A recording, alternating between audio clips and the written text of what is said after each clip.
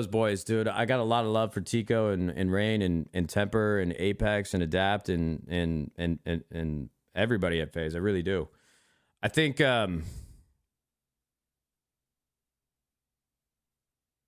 there's two sides of that coin, or two sides of that story.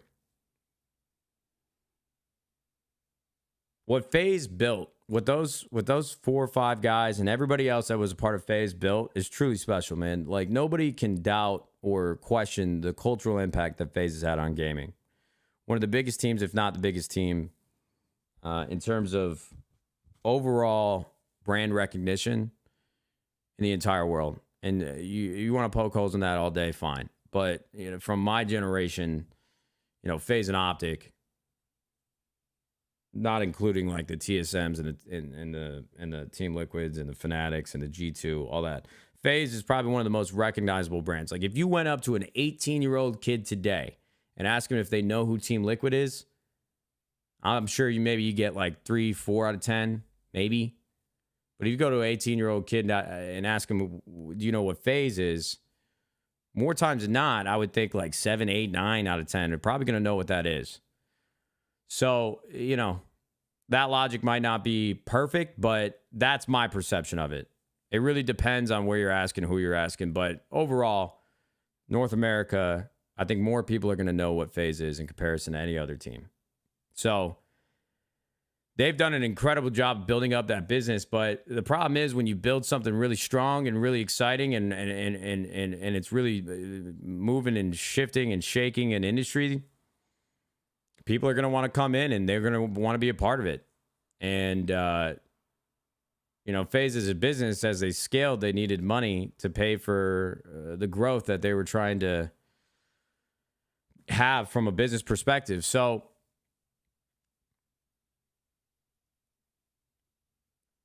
I think FaZe is going to be okay long term.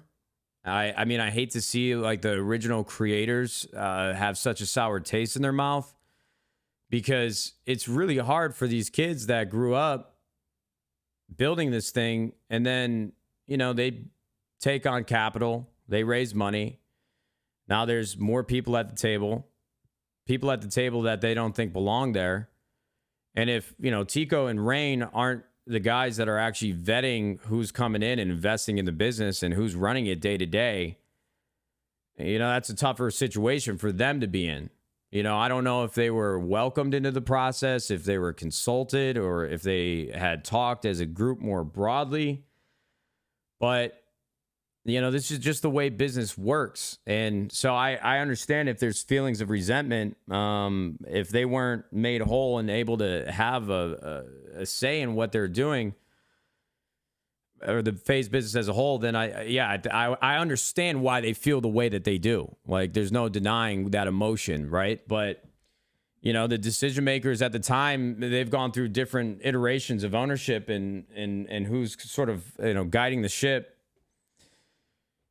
And it's just hard, man. It's hard for kids that don't have experience when you bring on investors and you bring on executives come run the company. In a lot of ways, going back to what I was saying, you kind of just trust them to make the right decisions for FaZe and for you.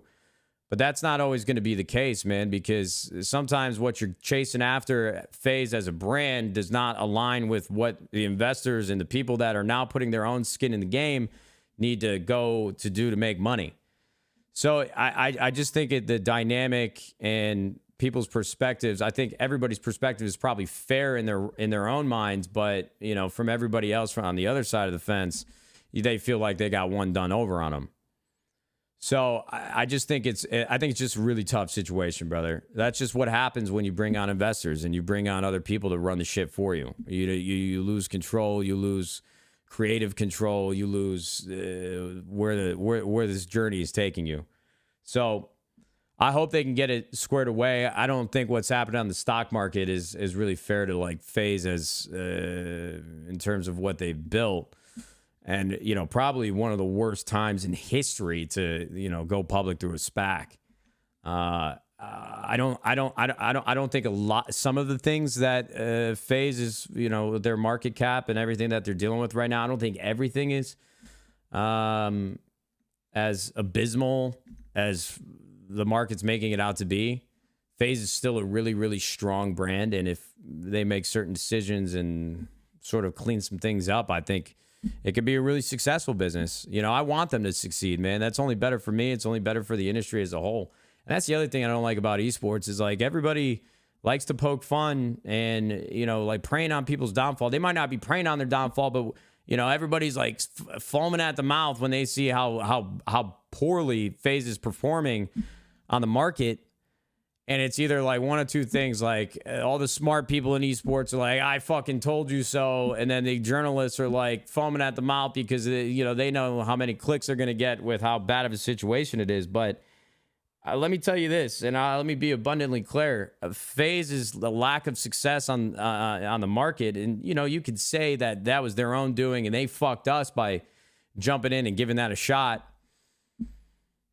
Their lack of success on the market is a terrible thing for the esports industry as a whole, man. Like, people look at that, outside investors or people that want to be a part of gaming and they want to invest in it, they won't touch it with a 100-foot pole, seeing what's happened. And I think the savvy investors that know that that's just like a very unique situation, they'll still be involved.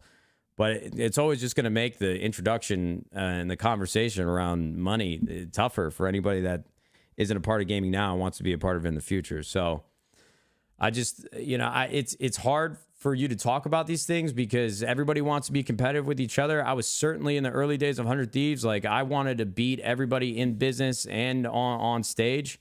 And I didn't want anybody out taking food off my plate. Somebody picked up a partner or sponsor that I really want to work with, I'm fucking pissed. But at the end of the day, you know, the tides raise all ships. And I don't know if it's because I became more mature, or I don't know if it's because there's a little bit of pessimism around esports, but I really do. And for the last year and a half, 2 years, I want everybody to win, man. There's enough room for everybody to eat, but we got to help each other out. And there's no way for us to control the community and their sentiments around these teams and the dynamic between the teams and the players and the creators and the business that they're running.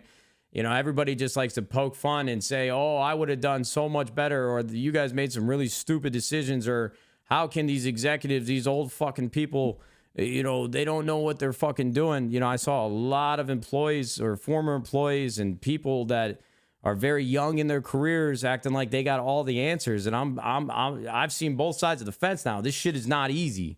It's not easy. And I'll tell you, 99% of people that I've met that work on the back end at esports teams, they're not over here plotting like Mr. Burns, like, how the fuck am I going to hoodwink and do one over on the community so I can line my pockets? There might be some, but those are few and far between. So I think just in general, people need to be a little bit more uplifting and a little bit more supportive and not as pessimistic and five-head, oh, that was a really dumb fucking decision. Thanks a lot, idiots. You know, it's just not that black and white.